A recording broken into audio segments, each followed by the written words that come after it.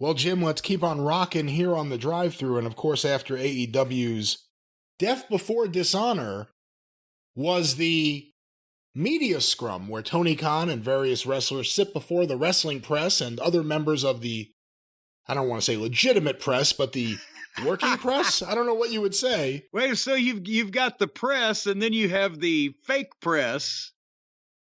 Whichever one, I think we got the picture. But is there ever any real press there, or is it only wrestling press? No, I think there were some people from the local newspapers there, but we'll maybe hear some of that audio here. Jim, Claudio Castagnoli had a big night. Of course, he's someone who goes way back with Ring of Honor. He was there when you were there, and he was one of your favorite guys, someone you pushed, someone who unfortunately left while you were there because he got sucked into that system, and now he is free of WWE. Let's hear some audio from Claudio. That's just from Claudio. That's just a funny thing to say. But let's hear about Claudio winning the world title and the fact that the world title opened up the show. From Tony Khan and Claudio, to be precise. Claudio and Tony, first of all, Tony, congratulations on all the success here tonight in Lowell, Massachusetts, Death Before Dishonor. Claudio, a lot of professional wrestling history in this city. Two-part question for you first, Claudio, to open the pay-per-view. World title match set the tone for the show. Mm-hmm. And Tony, what was behind the thinking of that to open the pay-per-view with the world title match? Well, it was a great match on that. To answer your question, I thought would be setting a tone, creating a great moment, a great opportunity for a classic match to kick the show off.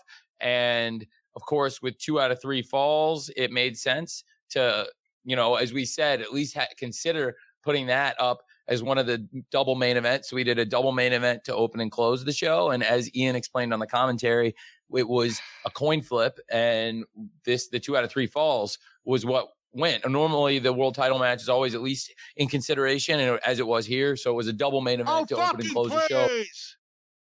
You have a problem with him justifying it? No, I said it in a sentence and a half. They got a double main event, world tag title and world title. So they flipped a coin and one went first and one went last. That's how they determined it. Where were all those extra words necessary? Good Lord. It's like he was vaccinated with a phonograph needle. All right, well, I think he's almost done. We'll hear from Claudio. With a world title match and a 2 out of 3 falls match for the tag team title. Both great main event matches, both great world title results. Yeah. It was kind of a throwback to see, because back in the day when I was in the Ring of Honor before, many moons ago, it was such a stacked roster, just like it is today, that you can have a tag team title match as the main event, and it's a no-brainer, right? I mean, like, you have seen that match, 2 out of 3 falls match was absolutely amazing, right? It was so much fun to watch. It was incredible. So there's no question, right? You have the TV title, you have the pure title, you have obviously the world title. So, even back then, Briscoes were still around there. So it was, okay, you can have the tag titles in the main event, or you can have the world title, and it just kind of, it flows, whatever makes sense, whoever wins the coin flip. And that just speaks for the product itself, and that just speaks for the level of competitiveness and the level that the tag team wrestling is at here in Ring of Honor and AEW. And I think that's a credit to the brand. Here's an idea, Brian. Yeah. They've got these stars out here. Why don't they let them get themselves over instead of talking about how somebody else's match was good?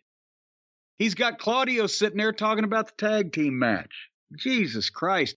These things drone on forever because they all like the sound of their own voice. Unlike me, who frankly could go a while without talking if it wasn't for popular demand. But bring them out for 5 minutes, let them cut some promos about themselves, get themselves over, talk about how great they are, and move them on out and get on to the next one. Are these people really sitting there at 1 o'clock in the morning listening to this fucking chatter? And some of us are sitting at home watching it on YouTube. Not me. Who's the real winner? But Jim, let me play a little more audio. This is interesting. I actually want you to hear this, but I want you to give me your perspective of the answer as opposed to just ripping them apart for giving an answer. Here's Justin Barrasso from Sports Illustrated asking Tony about the original plan to debut Claudio. Remember, Bryan Danielson got hurt. Claudio joined the Blackpool Combat Club as a surprise at Forbidden Door. Let's hear about what the original plan was.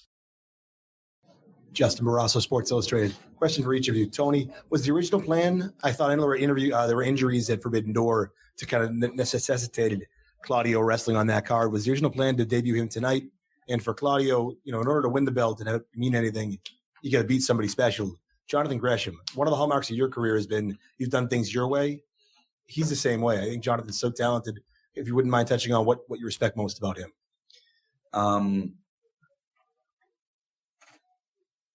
It is like, let me pause this for a second. You can't see this. While that question is being asked, Tony Khan has a look on his face of, no one in this room knows yet, but me and this guy just had it out. They're asking Claudio, what do you think Jonathan Gresham, another guy who does things his own way? He just, whatever he said that was unprofessional and unprovoked and cussed out or cursed out Tony Khan had just happened. Let's go back to this. like you said, it's, this title has had such a long history of guys keeping it alive. And when the future was uncertain for Ring of Honor, he did that. He kept the Ring of Honor World title alive. So I respect that a lot about him. Very diplomatic, right? Very good at not really saying, what a fantastic wrestler. Great moves. He didn't want to lie, but he didn't want to, he didn't want to say anything bad. Claudio's a very nice fellow, very polite. Switzerland. Yes, there you go. He's neutral. Well, let's get the second part about the original booking plans for Claudio. And I have to say, it was the original plan. Yeah, it was originally, he was going to debut here, and it would have been a different build to the pay-per-view than what we did. And I think in a way that, everything worked out perfectly. You saw tonight the announcement that Bryan Danielson's back. He's going to return to the ring at Fight for the Fallen on Wednesday against Daniel Garcia, who also had a great showing here tonight. Let me stop right there. There's some news. Bryan Danielson returning this Wednesday against Daniel Garcia. I guess it was revealed, I want to say at the Comic-Con, but maybe it was somewhere else, but it was revealed somewhere. Okay, and again, they're also going to find out who really shot John F. Kennedy, and that's going to be Daniel Garcia. Can we get away from Daniel Garcia? Has Tony Khan yet adopted this young man? Has he gone through legal adoption efforts so that he can be his son and Tony can officially leave all of his inheritance to Daniel Garcia when the time comes? There are people that think Daniel Garcia and Wheeler Yuta could be the Shawn Michaels and Bret Hart of this generation. Well, there's some people out there that need to take a big swig of Beam and go to sleep. Let's go back to Tony's answer about the original booking plans for Claudio, which I'll touch on in a moment, against Wheeler Yuta, the Ring of Honor Pure Champion, also Claudio's stablemate in the Blackpool Combat Club. Originally my vision when we spoke was that Claudio was going to come back and be at Ring of Honor, and he would debut, and it would be a mystery wrestler. And I think there would have been a lot of anticipation for who it was going to be, but I also think that it would have been a great delivery. And I honestly think that, if the fans had gotten drawn to the possibility of who could be associated with Ring of Honor, who is a name that is so important to the history of Ring of Honor and also was certainly, I believe, the best free agent wrestler in the world, then I believe it would have been a lot of fans assuming, hoping, wishing, wanting to see it be Claudio. But things changed. And I also knew when we spoke, there was a possibility that he would come in as the alternate, replacing Bryan Danielson as Zack Sabre Jr.'s opponent at Forbidden Door, and also replacing Bryan Danielson in the Blood and Guts match. And so everything's worked out great. Bryan Danielson's cleared. He hasn't wrestled since Anarchy in the Arena. He's been rehabilitating, taking it easy. We've been conservative. He goes on so long. He puts so much thought into this. You would think that something would turn out to make sense. It's interesting that almost every show he mentions, it's a name. Anarchy in the Arena, Fight for the Fallen, even the television show. It's by name. Just on and on and on. This You don't need, when do you have a magician coming out after his show and going, okay, folks, now we're going to break down every single one of my thought processes behind all the tricks that I just showed you? None of this is to promote anything. It's to pat themselves on the back as to how much they think about this and how great everybody is. That's the two things. They're showing we put a lot of thought into this and everybody involved is just fucking magnificent. And that's the only thing you get out of this. It's just happy talk. Except I'm the only one that gets anything out of it. When they do a media scrum, I trend on Twitter. And we're going to get to that audio, why you ended up trending that time again. But Wheeler Yuta would join the panel. Oh, Jesus. So you would have the Blackpool Combat Club, represented by Wheeler Yuta and Claudio, as well as Tony Khan. Before I play this audio, I want to ask your opinion. So far, everything you've heard previous press scrums, Tony and the wrestlers primarily are speaking straight to the wrestling media. They're not talking in kayfabe, correct? Right. So what do you think about doing angles in the middle of these things? Well, as I recall, the only person that I ever really liked when they spoke at the media scrum, well, Punk probably had a few good comments, but MJF, because he doesn't have to be in gimmick or in kayfabe or out of kayfabe. He's MJF and that works everywhere. But when they do angles, I know the theory is, since we're talking out here honestly and truthfully, that then people will believe us when we pull out the fucking battery-powered chainsaw and cut this guy's fucking giblet off. But then you're doing angles in front of smart people in a nearly empty room. And most people, even good wrestlers, can't pull that off to an optimum degree. So it's just more, it's like they had Darby Allin get beat up at a comic convention and be thrown through merchandise tables and everything. Well, I'm sure that everybody at the Comic-Con is laughing, going, oh, look at that, those wild, crazy wrestlers breaking a table or whatever.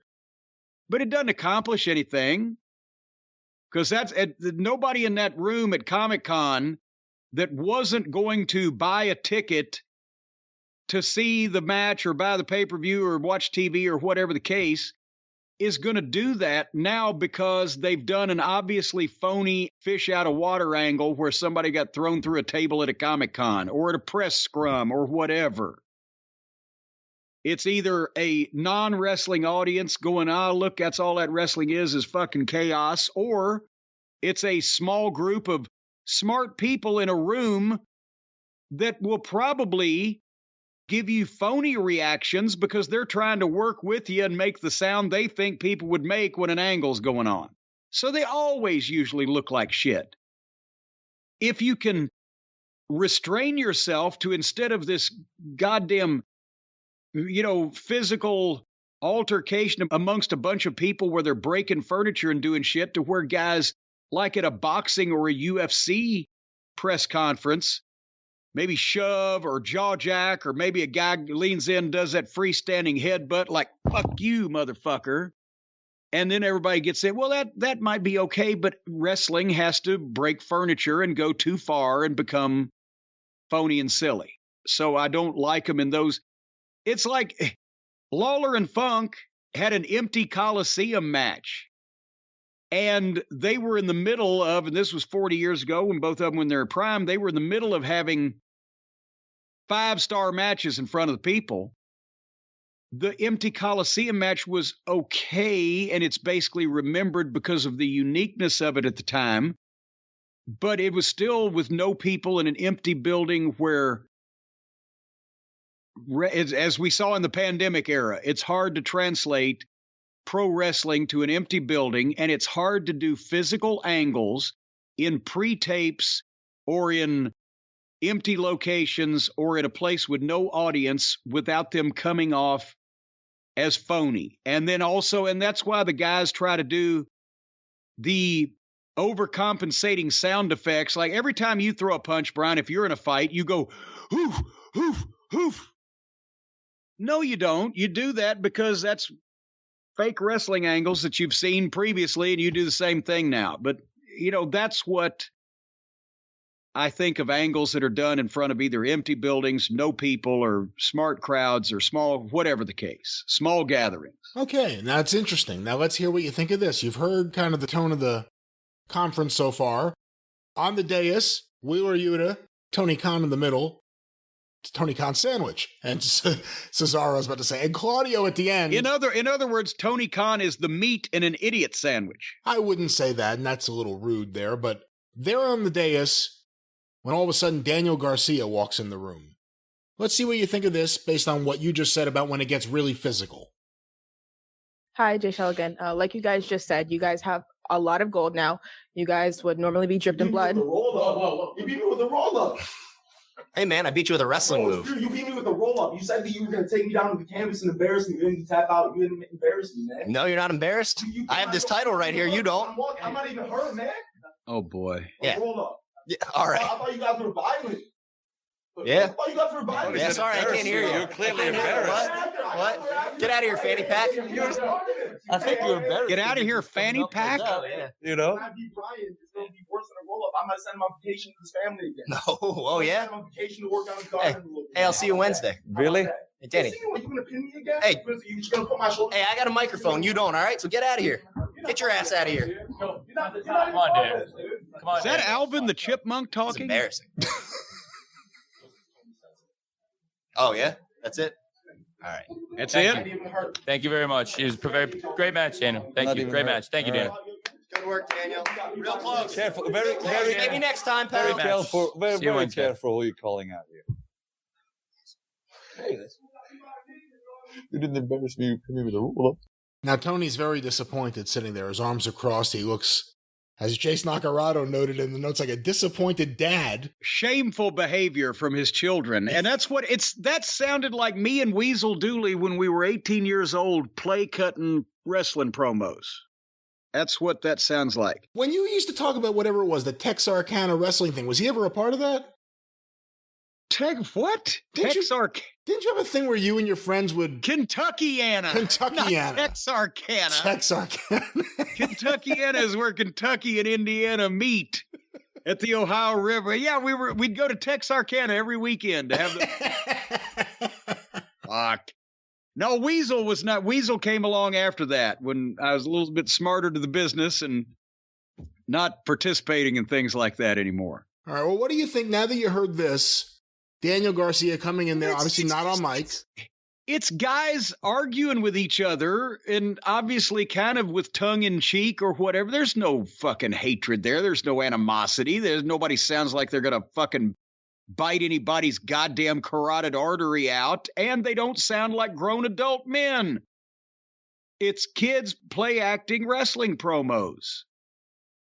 And why they're doing it, and again, you've got some big names in that company, Tony. I know most of them are injured because everybody's trying to fucking jump off the roof. But why do promos between Wheeler Yuta and Daniel Garcia when you've got names that people might give a shit about? And again, whoever's watching that live has got to be the most dedicated of the dedicated because it's 1:00 in the morning and there's 6 people there from wrestling websites. What the fuck are they doing? At least when they sent Heyman down to punish him by putting him in charge of OVW Creative, he used to have a meeting after the TV tapings. And it was a postmortem, right? Where he'd tell everybody, comment on what they did wrong or right or whatever. And he would keep the people there till 1, 2 o'clock in the morning, according to reports I was getting. And everybody, because once the TV show was over, I was like, thank you, everybody. Be safe. Me and Danny got to do some editing. We'll see you later. Get the fuck out of here, right? I've already yelled at them if they did something wrong, and that didn't take long. So the point is, Heyman would keep him there till 2 o'clock in the morning, but at least there was a reason for it. The reason for it was because then Paul could get up at 8 o'clock and call the office and say I was up at OVW with the talent till 2 o'clock this past morning, so I can't make my flight to Atlanta to Deep South, and he could just go straight on back home instead of having to go to Deep South, because everybody knew that was a lost cause. So there was a reason there. What I detect here is Tony Khan, because he can't calm down and he can't go to sleep, and he loves to talk about how great everybody is, and he loves to mention the names of his events over and over and over. He just wants to keep everybody there till 3 o'clock in the morning because they're all having a high old time. Well, we will see what happens with Wheeler Yuta and Daniel Garcia, but Jim, in terms of this event, Ring of Honor, Death Before Dishonor, as you've pointed out, plugged a little bit the last week on TV, but barely at all. And actually, that's kind of the chronological order that it happened. The death of Ring of Honor came first. Oh, stop it. And then it was dishonored here on this pay-per-view. Well, let's find out how it did, at least how it preliminarily did that night. Here's Tony. Preliminarily? Yeah, I'll take a question. We're going to bring in another set of champs in a moment. I'll take a question. I can say that, like, real quick, just as a business briefing layout, this is we're approaching 25,000 buys digitally. We're well over 20,000, approaching 25,000. I may be over it, and just digitally. And when we get the cable and satellite buys, this will be one of the highest Ring of Honor pay-per-view buys in the history of the company in over 20 years of operating. Not if Spectrum has anything to do with it. This is the fourth biggest live attendance. Of course, I was our first show we did, Supercard, was up there. This beat that by a big margin, and it was great. And so it is the number 4 all time in over 20 years of Ring of Honor events. And again, it is the highest ever for a non-WrestleMania weekend event. It's pretty cool. Thank you. I really show we can stand on our own. And thank you. Excuse me. Thank you. No, it's your company. What are your thoughts there on the early success of this event on just digital 25,000 buys? It's wonderful. I don't know what to say. Thank you, Tony, for giving us the match that we all wanted to see, even though Spectrum kept us from seeing it live. But again, there's no fucking plan here. They're doing pay-per-views for Ring of Honor before they have a television show and before they have a set roster and they're just replacing the old Ring of Honor talent with guys that are in AEW already or guys in AEW that used to be in Ring of Honor. And obviously the FTR Briscoes match, I'm pretty sure, sold pretty much everything that got sold, because what other match on the card was of any interest in the overall scheme of things, especially in a busy, time with SummerSlam coming up and et cetera, et cetera. But there has to be some kind of plan. I could go on all day about this, but regardless of what kind of company you're opening, you have to have an idea of the flavor of the food you're selling, or the flavor of ice cream or whatever. And I'm afraid the tendency, because there's a lot of marks involved in this, the tendency is going to be go and run with the original Ring of Honor philosophy, which was great in-ring matches.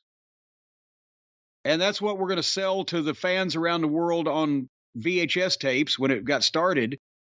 Great in-ring matches didn't work because they were using unsigned by the big company's talent to have those great matches. And even though the great matches may or may not have been great, depending on your viewpoint, it wasn't main event talent. And then my vision was to tone down on the great in-ring matches that accomplished nothing and focus on legitimate, serious athletic competition because of the rise of MMA and the popularity of the UFC, and use young guys with this hard-hitting action. That was the vision. And that may or may not have worked, but we'll never find out, because Sinclair Broadcasting was shooting it on a goddamn rented VHS camera. And, of course, we couldn't stay on pay-per-view. I'm talking about on the air on pay-per-view. But then even later on, when they let the Cucamonga Kids and Twinkle Toes hijack the company for their own selfish purposes, it was still the alternative product to the big leagues because there was more action and there was newer names. That was the vision. So then Triple H created his own Ring of Honor with all the top indie names and all that style. So now we're here and Tony's using Ring of Honor's name, but what is Ring of Honor going to be that differentiates it from AEW or would want to make anybody watch it to any significant level? And we don't know what that is because everything else looked the same on this pay-per-view as we see, you know, from every other AEW event, except the crowd was a little deader because they didn't know people, and the main event was a lot better because the guys were good. You said, and I agree with you, that anyone who bought this event bought it to see FTR versus the Briscoes 2 out of 3 falls. With that said, what do you think of the idea of going with that as a model, where you have a big high-profile match? Again, if it did 25,000 streaming, what did it do? Did it do 25,000 also on pay-per-view? Did it do more than that? No, probably. I think, especially with this audience, streaming. Somebody said, well, Jim should just torrent something from one place to the other. And then some other comment was like he'd know what a fucking torrent is. By the way, what is a torrent? Never mind, don't tell me.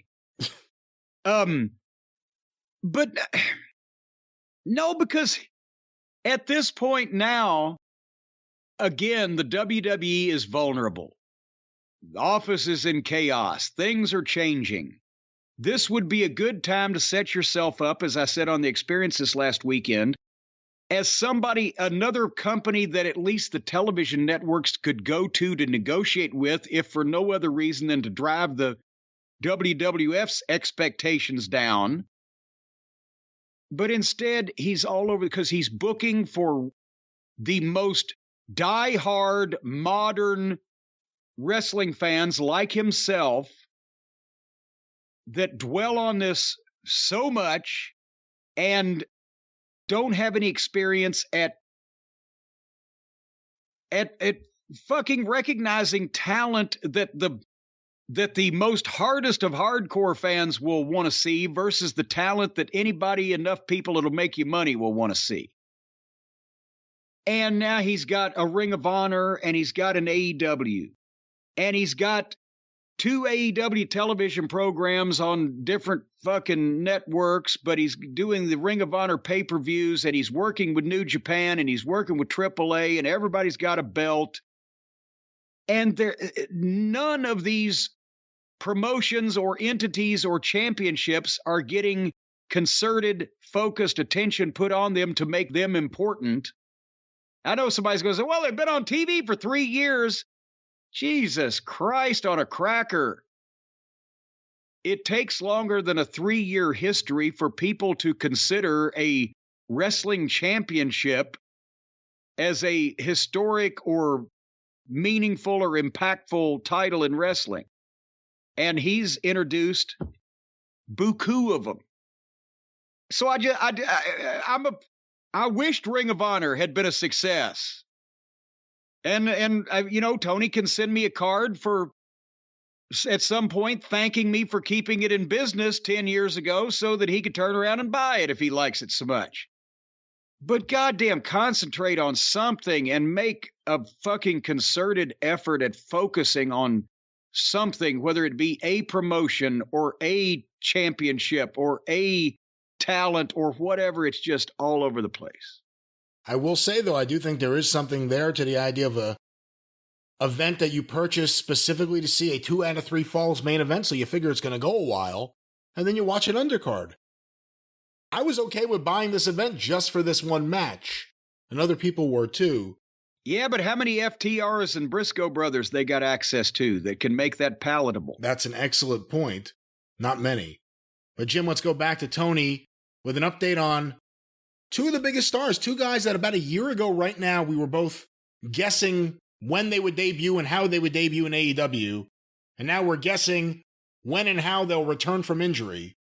CM Punk and Bryan Danielson. James Stewart, 98.5 The Sports Hub here in Boston. You mentioned CM Punk. Is there a timeline for his return, whether it's Chicago Labor Day weekend or when? Could you give us an injury update on him? Well, he's doing well in his recovery. He was at the Comic-Con today. I didn't see his panel. Obviously, we saw that Bryan Danielson announced his return there, and not long after, of course, you saw that we confirmed it here again on Death Before Dishonor that it will be on Wednesday, Bryan Danielson returning from injury. But speaking of the Ring of Honor True Hall of Famers, CM Punk, the AEW World Champion, I don't know exactly what he said, but I know that he's doing well in his recovery. So I don't want to scoop anything he may have said at the Comic-Con panel. Well, so he's doing well. He's not behind in his recovery. So thanks, Nick. I wouldn't want to step on what he said, but the last we spoke, I haven't spoken to him since he did the panel. But going into the panel, he's doing well and on track. Why do you hate me, we Brian? look forward to a great unit. He's trying to get this information out there to the wrestling press. He's trying to get it out. Jesus Christ, he needs an enema. He needs an enema, really. He needs an enema to get that shit out because it ain't coming on its own. It just keeps going and going. Let's get it all. Let's let it all hang out. Can we get to the part where I trended? Well, hold on. Let me finish this because he won't exactly confirm CM Punk. So check this out. Unification match when he's back, whoever the interim champion is. Labor Day weekend? We'll see. I mean, I can't rule it out, but I also can't promise because I don't want to say anything when it comes to somebody's recovery from a real serious injury, and he's really battling hard to get back as soon as he possibly can. Thank you. There it is. I mean, I know he takes a little while just to get to the... I think the injury is worse than we thought it was. For CM Punk? The problem now. Yeah, because it's been a while already, and he's talking about Labor Day. We were like, maybe he broke a toe. He'll be back real quick. I'm afraid that we have to go punkless for another extended period of time, and that's not good. Labor Day is right around the corner if you really think about it. And if he broke bones in his foot or his leg, we don't even know exactly what the hell happened to the guy. That takes a little bit of time to heal and then train. So Labor Day, what is it, a month and a half away? I get, well, and somebody said he was at Comic-Con and he was wearing a walking boot. So, that's the new thing. Maybe it's just a new gimmick. Maybe he's going to come back with the finish of a super kick, but with the walking boot on where it would, you'd have to sell it. All right. Well, I'm going to get to, as you brought up before, you trended. And one of the reasons why was FTR speaking about you. There's a few clips of FTR. It doesn't start with you. I hope you could sit through some clips that aren't about you for a little bit. Well, at least if it's FTR. All right, Jim, here is FTR, bandaged, bloodied, coming into the room after their match with the Briscoes. With Tony Khan, of course.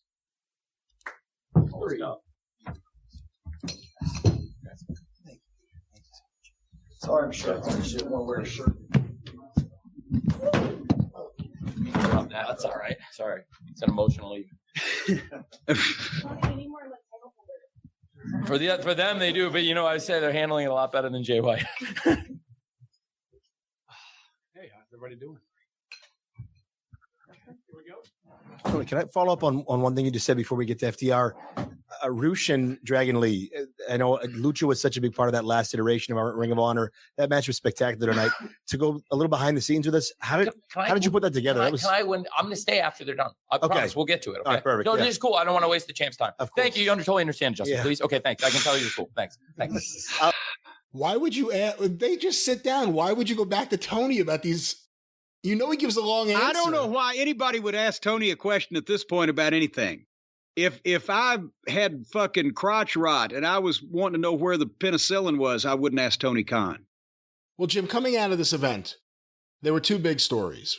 I mean, well, now the Jonathan Gresham thing has opened up a whole nother story, but basically it was me trending on Twitter and... Well, it was why you trended on Twitter, which was FTR, but I think the two stories were FTR and just this is kind of part of a summer-long, love fest of FTR. They're just on a roll right now.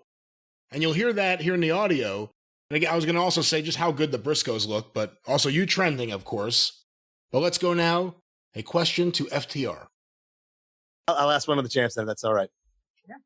In terms of finally working so hard to get to where you wanted to be recognized as the best in the world, not just by your peers, but the crowd, by it seems like everyone.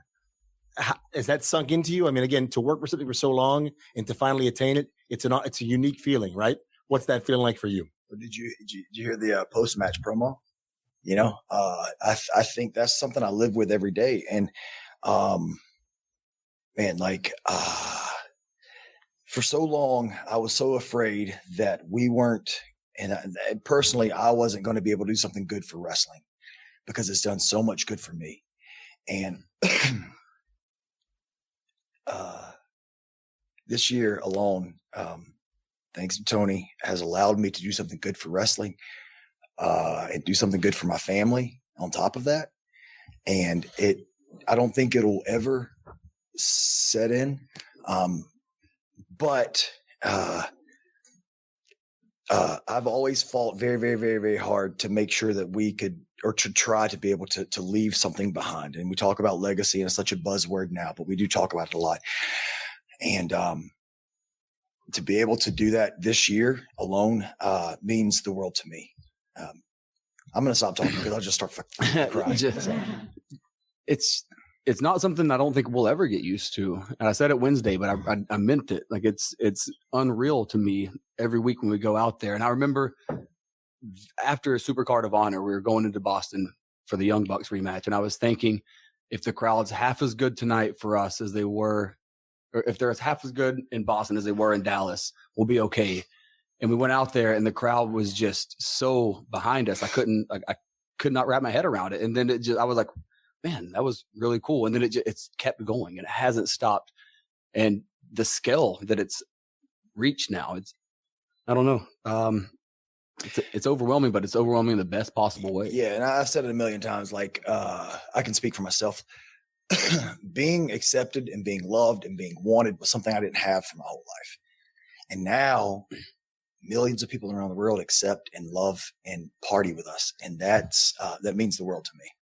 Hey, Brian, stop 1 second. Yeah, and that was the end of this segment here. Okay, well, good. I picked it perfectly because I was just going to say that when they first came in, I said, what the fuck are they doing with FTR? Because 1 week they'd be wrestling heels, next week baby faces and blah, blah, blah. I said, and they had a manager, Tully.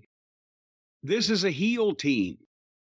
And their styles and the teamwork they use and the teams they've looked up to, Midnight Express, Tully and Arn, etc., lends itself to them being better positioned as a heel team, and they can lead the match and call it whatever for a variety of reasons. But now that they took this circuitous route to the top, and the people have actually, it's kind of like when the Midnight Express was baby faces for that period of time and we weren't being used, the people started feeling sorry for us. I think the people getting behind FTR just because of their talent and pushing them into this situation they're in now, and FTR being able to legitimately react to it and speak as themselves, it's technically made them better baby faces than they would have been if they'd have just started trying to be flat out baby faces at the beginning.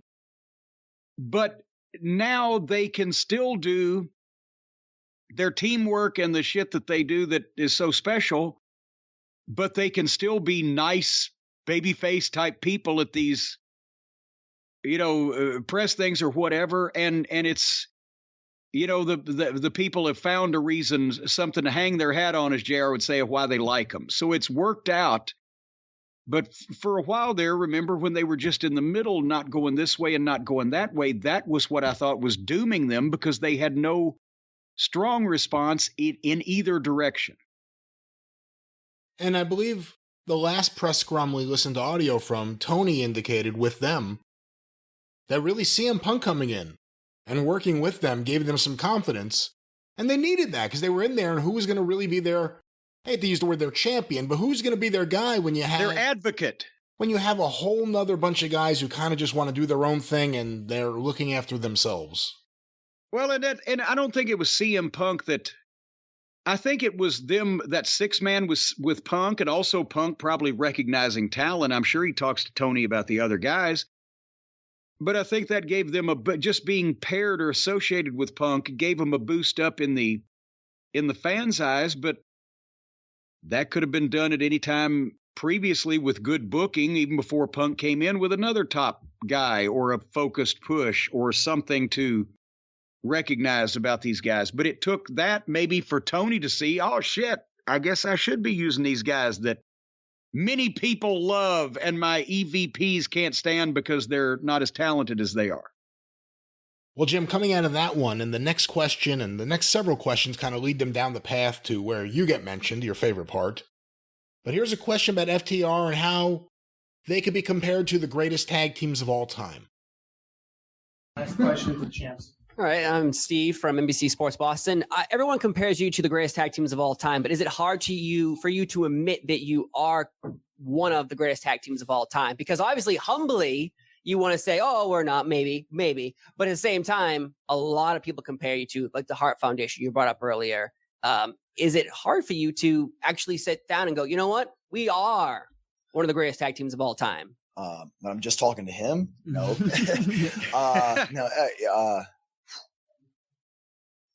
I don't know. I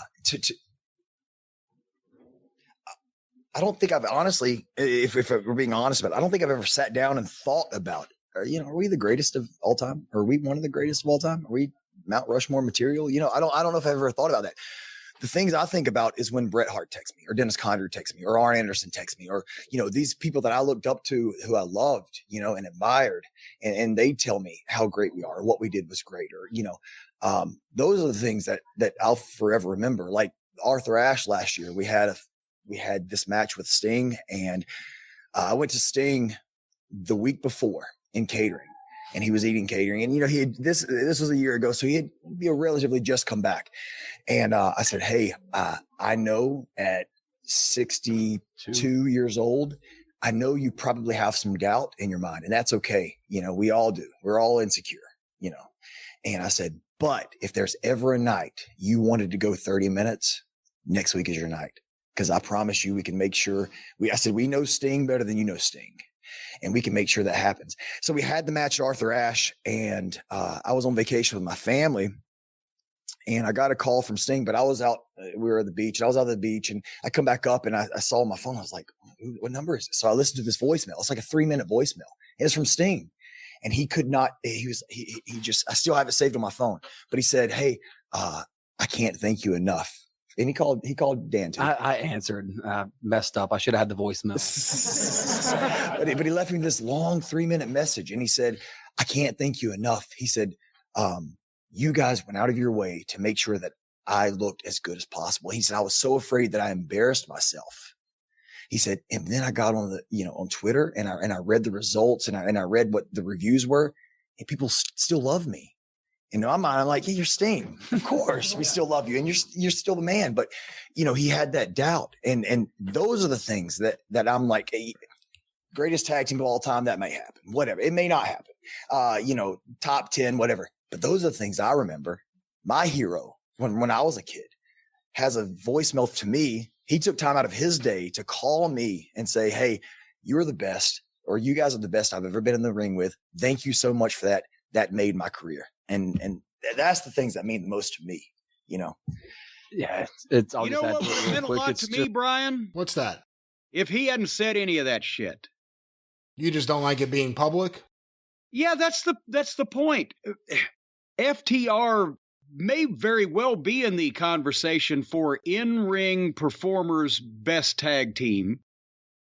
They are not in the conversation for best tag team, biggest box office attractions, and that's not their fault because there are none. There's very few single box office attractions. There's no tag team box office attractions, and nobody is drawing the money. Road Warriors, Rock and Roll Express, Midnight Express, Hart Foundation, on and on and on and on, all those teams, Rocca and Perez, whatever. But another reason why, again, guys are not over because they talk too fucking much. He could have said, we looked forward to facing Sting because Sting was a childhood idol and we wanted to press Sting. We wanted to see if he was still as good as he used to be. Could he bring it out one more time? We're going to fucking press him. Shit like that that's not neither we're trying to fucking yank anybody's chain and say it's completely a shoot, or we're trying to fucking screw up the business and say it's all phony. But when you say, we went to a guy we were going to wrestle and said, don't worry, we'll make you look like $1 million because we love you. And he thanked us afterwards. Again, subliminally in people's minds, that just diminishes the whole thing. Oh, yeah, they all cooperate. It's not that hard. It's not that big a deal. And also, that just means that, my God, even if anybody did buy anything about the animosity that those sides might have had against each other, their bubble is fucking popped now. So I can't imagine anybody in the wrestling business doing something currently with somebody on television and immediately going to a different venue, a press scrum or a fucking interview on a podcast or whatever, and talking about how great friends they are and how they plan all this stuff that they're going to do to each other. Unfortunately, it is something that is becoming more and more common nowadays, so we'll probably be seeing a lot more of this. But let's go back to FTR's answer, because again, this all kind of leads into where you get mentioned. Just the same with what he was saying. I don't know if I've ever really sat down, like I want to be, and I say it, but I don't know if I've ever really sat down and thought about, okay, where do we compare to the Midnights? Where do we compare to the Heart Foundation? In my mind, we don't. Where do we compare to rock and roll? Yeah, so like I don't know exactly where we rank, but just being in any sort of debate right now, like top 10, that's insane to me to be when you think about the amount of tag teams, great tag teams that have been here before us. And we obviously try to make sure that their memories aren't forgotten. We always try to pay homage when we can to those guys, but I don't ever really sit down and think, man, can we be better than them? And maybe we never will be, because they did this night in and night out so many days a year all over the world. And that's what gave us this chance. That's what gave us this opportunity. And like I never went to wrestling school. I learned by watching these guys. I never went to wrestling school. I'm just that talented. Is that Dak speaking now? No, that's Cash. Was that Cash? Okay, go ahead. This is Cash. But honestly, my trainers were watching these guys and learning how they did it. So I don't know if I compare myself to them, but I know I'm thankful that they existed, and to be mentioned in the same breath as them is something I'll never forget, never take lightly. And real quick, let me stop it right there. Well, see, I was just going to say that I've told a story, but I saw Dax early in his career. This was 2006-ish, I want to say, at an indie show that the Midnight no, maybe it was a couple years later, 2008, 9-ish. But it was at an indie show that the Midnight were on, and he was in a preliminary match working against somebody else I don't remember. I said, my God. It was like going to a fucking wrestling school and suddenly seeing Barry Windham. He didn't have the height. He didn't have the look. He still had hair then and no mustache. But his work, the little things were impeccable. Timing and placement and the whole 9 yards. So I knew he was going to be great. In terms of timing, from your experience, and again, a lot of experience as someone in charge of a training program, how many guys can be taught the timing if they don't just get it?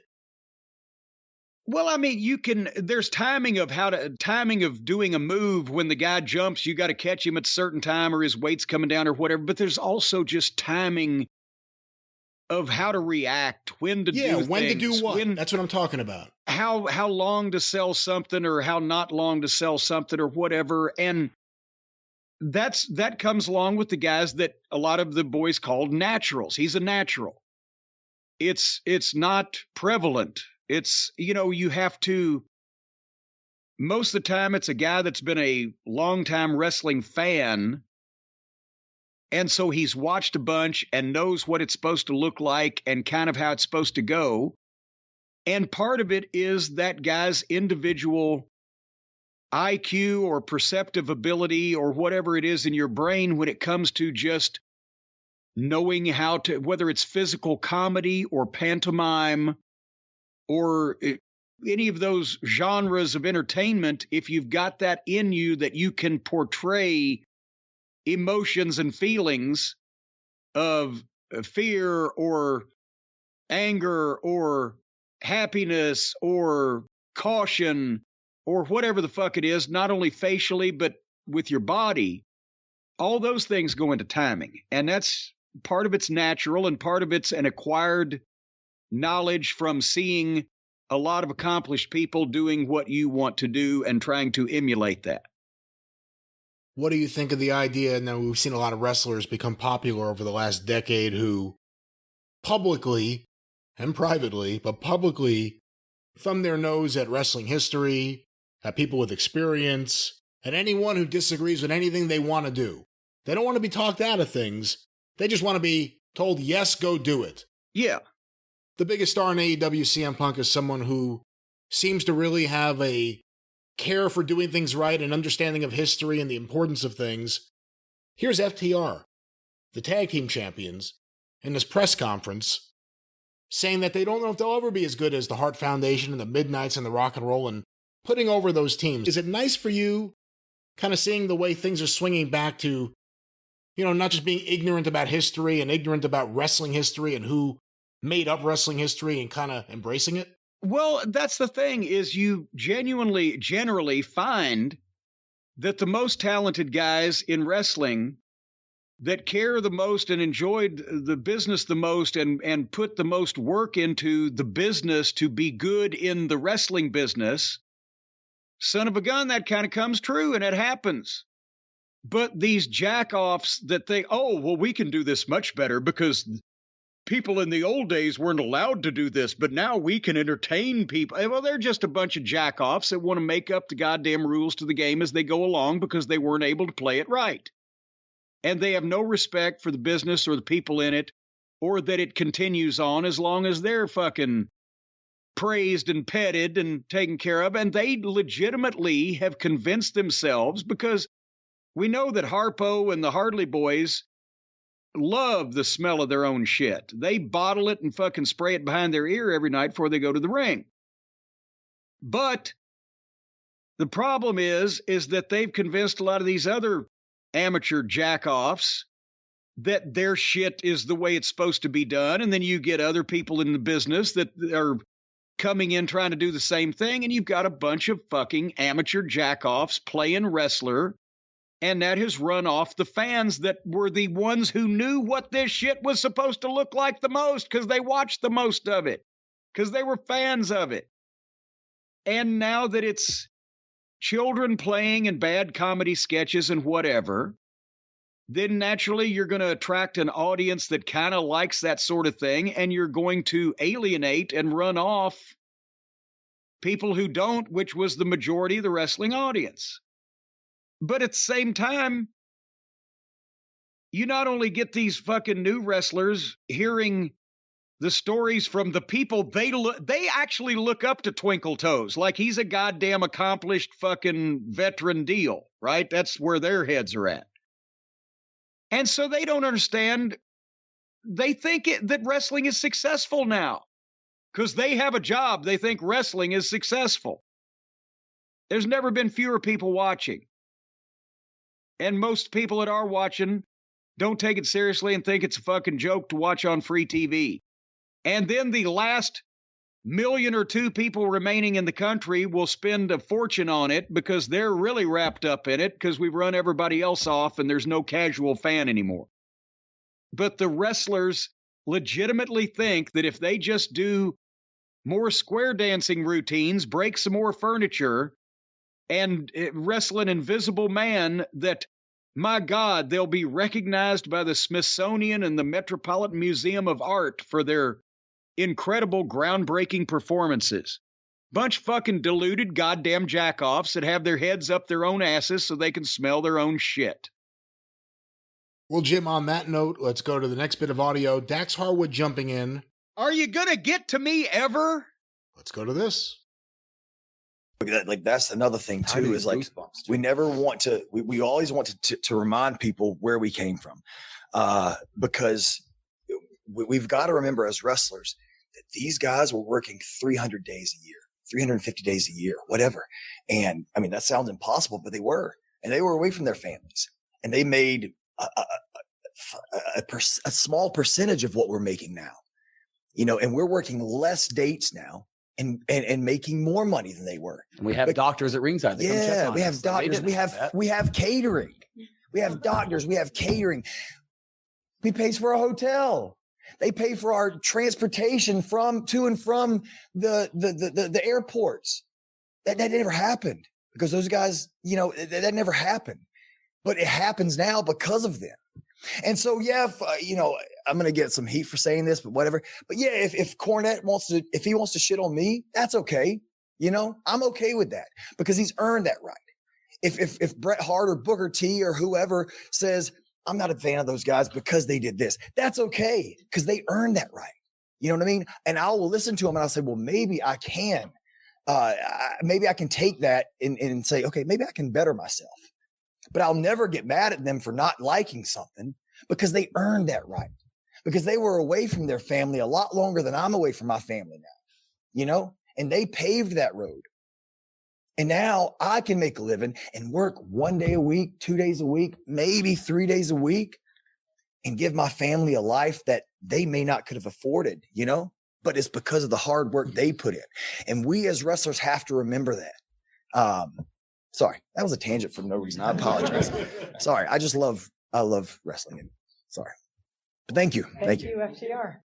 And there you go. People who were fans of a given pursuit or profession and took the time and made the effort to learn, to get into it and respect it and respect the people that came before that were honestly, in some cases, better than they are because they had the experience and they had the opportunities. And I've talked about the fact it's not FTR's fault that they're not over as far as ticket selling teams like the top teams in history, because nobody is now, and it's not the talent's fault. It's the promotion and things that promoters have let be done to the business. And part of that is letting people in with the exact opposite outlook of this. I'm not because he praised me. I'm not saying that. It's because he respects all of the previous generations and what they were able to accomplish and what they did under more challenging conditions than the guys find themselves in today in a lot of cases. And it's that difference, somebody who respects and appreciates and gives effort to their profession and their business instead of jack-offs that come in to think the whole thing's a reason to play with their friends. That's why FTR gets respect from the veterans and the people of previous generations. And, these jolly jokers everywhere else do not, because it's a difference in the way they conduct themselves, both in the ring, on television, and outside of it. But because Dax, and by the way, Dax and their FTR's getting these ovations, and the fans love him. But because Dax made that comment, the AEW cosplay trampoline cowboy fans that like the flippy-do stuff and think that I'm some kind of homophobic, racist asshole because I don't like Twinkle Toes' Japanese fetish objects, they went ballistic on how dare he say something good about Jim Cornette. I trended because he said something good about me. They still think I'm irrelevant, some of that crowd over there, but the ones who know. But now this has almost become a measuring stick. Can you make yourself so good and so professional and so accomplished that Cornette will say something good about you? But if he does, then the AEW fans will goddamn jump down somebody's throat because I'm not supposed to like anybody they like, and the people they like are not supposed to like me. Guess what, motherfuckers? Some of the people that you like by accident, basically, actually know what they're doing. And those people that know what they're doing know that I know what I'm doing. So therefore, get used to it, snowflakes. They all agree I don't know a goddamn thing. They all agree Brian is clueless. That is something that's unanimous and doesn't need to be brought up again for another round of voting. But otherwise, so I have never seen anything like this in my life, where that these nitwits just can't accept that some of the wrestlers, like I said, by accident, that they like are actually accomplished professionals that think the same way that I do about their chosen profession. Well, these are the same fans that also can't accept that Kenny Omega and the Young Bucks have any bad qualities as human beings, but that's just talk to a bunch of the people that interact with them. You'll hear about plenty. Jim, I have some more audio because you're mentioned again, but before we get there, some of these fans may be really upset with Tony Khan for allowing Dax Harwood to sit there in front of or in back of the IWGP and the Ring of Honor and the AAA tag titles. Well, beside of Tony Khan, but in back of the belts. There's a lot going on. He allowed this to happen. He mentioned you. The fans may want to sue. God dang it, there is no way in the world that we're going to allow some of our favorite wrestlers to mention somebody that we don't like without suing. And if you need to sue, well, you know who that you should call. And I can't rhyme call with who or you, so play it. Call Stephen P. News.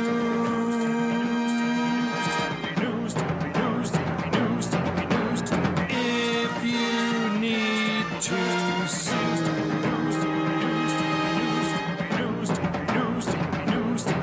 An outlaw mud show or two. Still to the rest.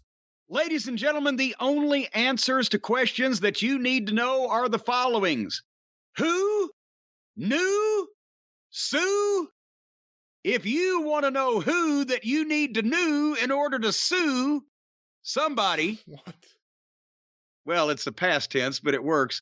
Then call Stephen P. New at newlawoffice.com, 888-692-8084. Boy, howdy, folks. Again, we have told you about the nearly $100 million that Stephen P. New and his minions there at the New Law Office over there in beautiful downtown Beckley, West Virginia. That's the home office. They have satellite offices in Sweden, France, Belgium, and Kokomo.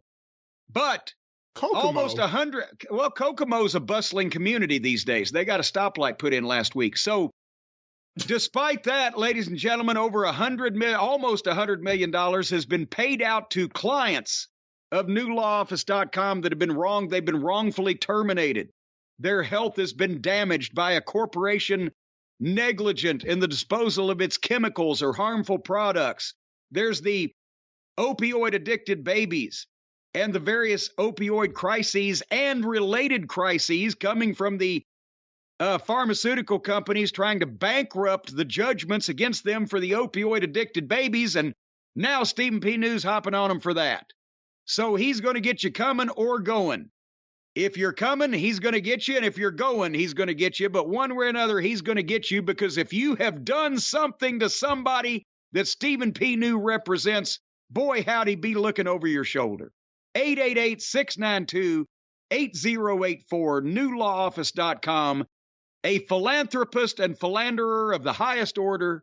One of West Virginia's. No, he's not a philanderer, certainly not of the highest order. So let's not say that. I thought that was the past tense of philanthropy, philandering. No, that's not the past tense of philanthropy. Well, nevertheless, if you need to sue or need representation in open court because of circumstances beyond your control and you need help, Stephen P. New is the man for you, the consigliere. If you need to sue, call Stephen P. New, get even with Stephen. You know all the poems by now. He's a man that he'll get the job done one way or the other. As a lot of the guys used to say when they'd cut promos when they knew they were putting somebody over, a job needs to be done and I'm the man to do it. Well, that's Stephen P. New at newlawoffice.com. Before we move past the Dax answer, it reminded me, I just thought about it while you were talking about Stephen P. New. Remember, we had audio of Kenny Omega, or I think it was it audio or a quote? It was a quote that we read where he talked about how wrestlers are so afraid of the cult of Cornette. That they have to, yes, shaking in fear. that they have to please the cult of Cornette. There was Dax apologizing for the fact that he was going to say, Cornette, I listen to Cornette. I agree with him. Well, maybe that's not exactly what he was saying, but you get the point. Well, that's because some people are grown up, well-adjusted, normal human beings, and some are fucking need their pussies powdered on occasion. Jim, we have some more audio from the Scrum. A little bit more. Seriously? A little bit more. Come on, there's more news. Here is Tony Khan by himself. FTR have left the room. And he's talking with Nick Hausman of Wrestling Inc. This guy usually has good questions. Basically, in 15 minutes, he's going to be talking to the fucking janitor. He'll be talking to any human being that he can find in that building that remains to speak to him.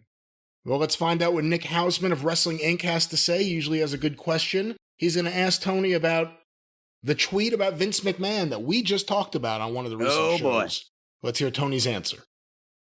Hey, Nick. Hi, Tony. Nick Hausman, Wrestling Inc. I want to ask you, like as Liam alluded to earlier, this was a big transition. A lot of moving things happened this weekend, right? Your first big Ring of Honor show. No, it's my second Ring of Honor well, show. your first one that wasn't like kind of pre-set up. Like some, that's true. That wasn't already announced, and Yeah. some of the pieces were in place. And honestly, we kind of helped them put some of the stuff in place for the show even before. Let him ask the That's goddamn fine. question. My question, Okay, sure. my question has nothing to do with Sorry. that. It's fine. It's okay.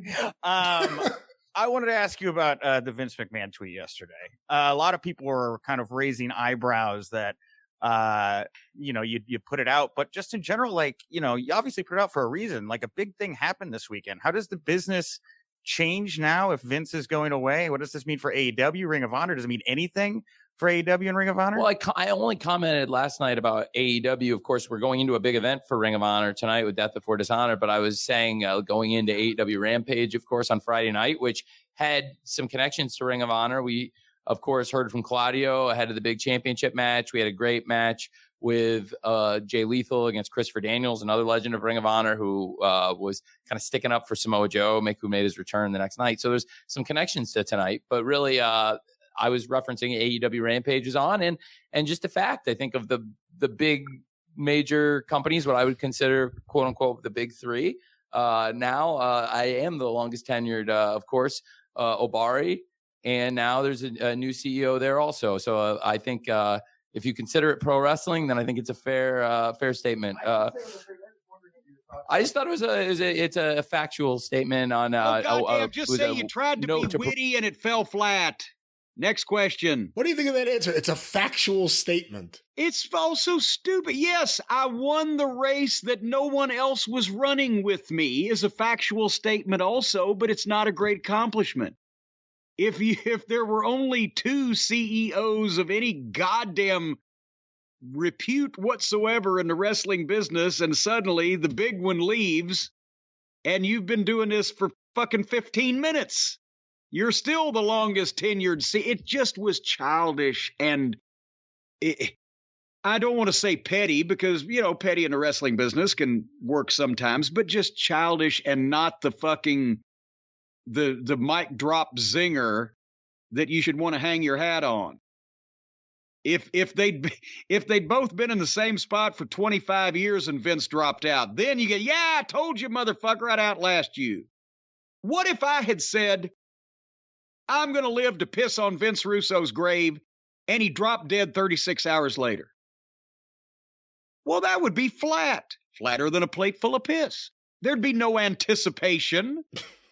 There'd be no people taking bets on whether or not it was going to happen, or, possibly trying to find out where Vince had bought his burial plot so they could check it out and make sure they knew the location. There's no build of this thing. It would just be, boom, it'd be flat.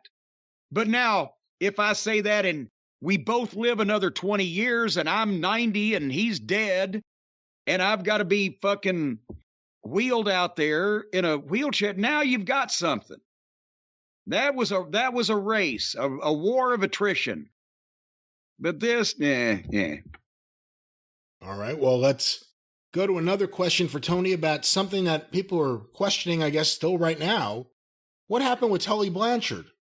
Let's go to this. Oh, God. Yep. On 0 Hour, we saw the Prince basically buy out Tully Blanchard Enterprises and turn it into the embassy. Can you tell us a little bit about that? Is everything okay with Tully? Can you give us an update on it? Tully's good. I think for the workload and the things we're asking, I would just say, and where he is in this stage, I think it was a good fit. And now the business transaction that went down here in Ring of Honor between Tully and Prince Nana, I think Tully's he's doing really well personally and thriving, and I'm happy for him and excited. And now Prince Nana is a legend. It's great to have Prince Nana in the embassy back in Ring of Honor. So I think that's something to be excited about. It's a great group of wrestlers, and very excited about that, and wish Tully the best. And I certainly could see him around AEW Ring of Honor again, but now that transition and that transaction got Prince Nana back here, which is awesome. I just saw photos of Brian Cage wearing brand new T-shirts with Tully Blanchard and his entire stable that said Tully Blanchard Enterprises, and then all of a sudden, in a transaction we don't see on camera, Prince Nana returns buying Tully Blanchard Enterprises. I heard that Tully didn't get on the plane. Well, he's a very successful and busy man, as Tony just pointed out. Well, so they pretty much had to go, well, we got no Tully. And by the way, I like Prince Nana. I know Nana, worked with Nana up there. He's a great guy. I don't know, is he a legend now? Are we throwing legend around just so anybody that's been around 10 years? I don't know if Nana would call himself a legend. He's been out of the business for a number of years at this point, hasn't he? Well, maybe you could say a Ring of Honor legend, because Prince Nana and the embassy are a big part of Ring of Honor history. Tony Khan has that Joe Franklin fucking approach where everybody's a legend. You're great, I'm great, we're all great, everybody's a legend. I'm just saying that was funny. But yeah, at least Nana is, as you mentioned, affiliated or has been recognized with as being attached to Ring of Honor. He's a Ring of Honor talent. He will put more oomph into what he's doing than Tully was, because we've talked about this since the start. And I'm not trying to knock Tully Blanchard as the talent that he was in the ring during his career, but this didn't work. It didn't work with anybody. We have not seen Tully do a good promo as a manager. We did not see Tully figured in any finishes or really in anything of any import. And he went back and forth with people, and he was there and he was gone. And it never worked. It was never good. So, and then the ultimate indignity, I guess, when you think about it from Tony's standpoint, is he's had Tully there since practically the beginning, and they've done whatever they can do. And finally, he's going to bring him to Ring of Honor, and Tully don't get on the plane. And just because Tully, I'm sure, realized, well, this is useless. This is not good. He can't be having fun. No, Tully was not a fun-loving guy anyway. The Wombat, as Arn used to call him, was not a guy that walked around with a giant grin on his face. And usually if he was grinning back in the 80s, it was as a result of some smartassery.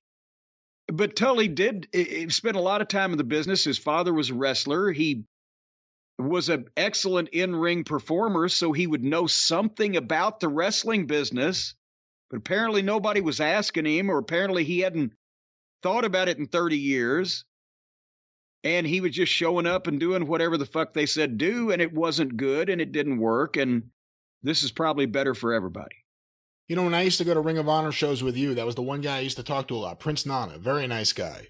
Yeah, nice guy, and he's with it, and I don't think he'd call himself a legend, because he had a good knowledge of who he was in relation to everybody in the business. He's better than some and not to the level of others, but he'll fit more and he'll put more into this than Tully ever was going to. Every conversation I had with him was about music and Queens, but let's get some more audio from Tony Khan. Jim, what, just Queens music? No other group? Well, no. Queens, the borough, and music. Oh, I didn't know. Where did you ever meet a donkey named Queens? All right, let's... A little burro, cute little burro. Those are smaller donkeys, right? All right, let's get they some used more. to use them in the gold prospecting. Will you stop it? I'm doing everything to try to keep you from playing any of this goddamn fucking press scrum. Hey, listen, your name comes up again. Keep playing. Let's get some more audio, Jim. Here is Tony Khan talking about the status of the Briscoes. Hey. Hi, Tony. Jesse Collins with WrestleNomics. So the Briscoes, obviously a huge part of this show tonight in the main event. We hadn't seen them actually wrestle on Dynamite or Rampage. Do we expect to see them in the future, maybe wrestling on either of those programs? I'm not sure. I can definitely say they'll be a big part of Ring of Honor going forward, and Ring of Honor's got a great future. They're signed to Ring of Honor, and I expect them to be a huge part of the shows we keep doing here going forward. They've been in two of the best matches all year period on the first two Ring of Honor shows that I've been able to work with them, and I'm really excited about working with them in Ring of Honor going forward. I'm not sure what the future holds in other companies for them, including AEW, but I know that they're a big part of Ring of Honor, and certainly if the match had gone the other way tonight, they'd be great champions. They're signed to Ring of Honor contractually, and I think that they're great representatives to the company, and I've really enjoyed working with them in this year in the short time we've been together. Thanks for asking. Well, there it is. And again, knowing what we have heard, and if we want to believe it's true that Tony's hands are kind of tied with them. But apparently he never says it out loud. If that was me, I would. Well, network don't want them. So what do you want me to do? What if the network doesn't want you to say that?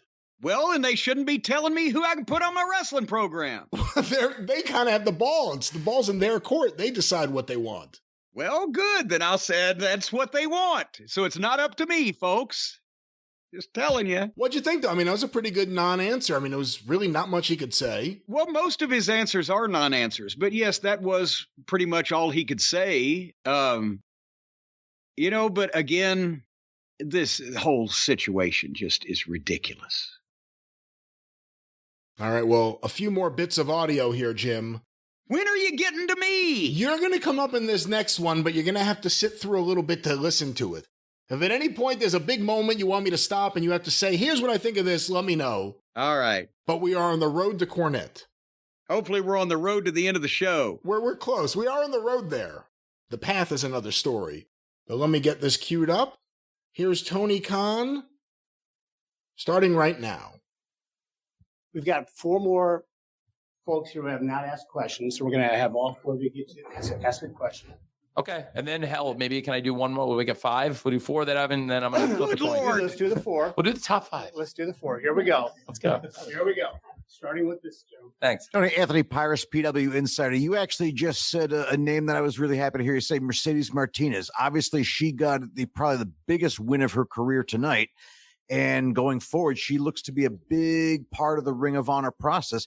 Can you tell us what goes into something like that? And tell me about the Ring of Honor women's division, because I really like what she does. And I thought the match tonight was an underrated banger, as they say. Thank you. She's been tremendous, and it continues to be a tremendous champion. She was a great interim champion for Ring of Honor. And then, of course, won the unification match on Dynamite against Diana, and has continued to be now a great champion here at Death Before Dishonor. I have a ton of respect for Mercedes. The way she arrived in AEW as a mercenary, getting involved, doing other people's dirty business in some of the matches. She's a better wrestler dirty business. Yeah. What's wrong with that?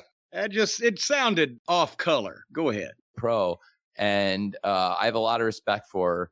And it's funny. I think I told this story, but if I haven't, I like, it was like, exactly. I can't echo what Dax said enough about some of the great legends. One person who's fairly outspoken about stuff when he doesn't like something in AEW, but at times when he has, and to be totally fair, but I think he's known as being at times a critic of AEW, is Booker T. And I have tons of respect for Booker T. I've been watching him since I was 7 years old or 8 years old, going home after school, like rushing home to watch Global Wrestling Federation when Booker T and Stevie Ray, before they were even known as Harlem Heat. So Tony was the one watching that show. I was a little bit older than Tony, and look, I'm a wrestling fan. I was home, so I watched it. I never rushed home to watch it. Nobody rushed home. That was a bad show. 1993-94 GWF with the Ebony Experience and Mo Adib, and it was a bad wrestling promotion. John Hawk. But anyway, let's go back to this audio. All the way to Gary Hart and Sebastian. And so I've been a fan since I was a little boy of Booker T and his brother, Stevie Ray. And he's been vocal. And actually, one of the first times I met him and talked to him, at least since I was a little kid, first time certainly when I was a professional wrestling promoter, was on Chris Jericho's cruise. And he was quite adamant that I should have signed Mercedes Martinez. And I was pointing out to him that, okay, so I really liked her. she came in and did the original All Out in 2019.